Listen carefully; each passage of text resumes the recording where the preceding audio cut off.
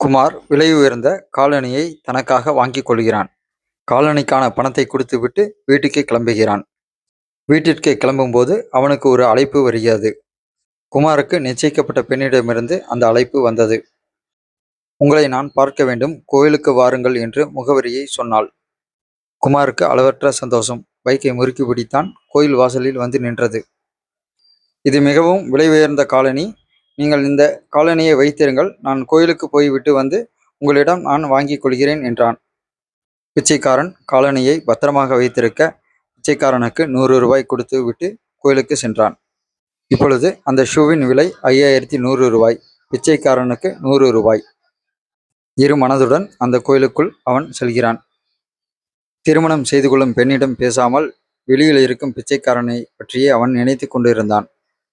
ஒருவேளை பிச்சைக்காரன் ஷூவை எடுத்துக்கொண்டு ஓடிவிட்டால் என்ன செய்வது என்று சிந்தனை. என்னை பார்க்காமல், என்னிடம் பேசாமல், கோயிலுக்கு வெளியில் இருக்கும் பூக்காரியை பார்த்து கொண்டிருக்கிறீர்கள். திருமணத்திற்கு முன்பே இப்படி என்றால் உங்களுடன் வாழ விருப்பமில்லை என்று சொல்லிவிட்டு கோயிலை விட்டு அவள் வெளியே சென்று விட்டாள். டே முட்டாளே, கோயிலுக்கு வந்துவிட்டு ஷூவையே பார்த்து கொண்டிருக்கிறாயே என்று சொல்லிவிட்டு ஷூவை தூக்கி கொண்டு ஓடிவிட்டான் பிச்சைக்காரன். இப்பொழுது குமார் திருமணம் செய்து கொள்ளும் பெண்ணை சமாதானப்படுத்துவானா, ஓடிப்போன பிச்சைக்காரனை தொலாவி பிடிப்பானா? கதை சொல்ல ஆசை. உங்கள் ராஜா கா.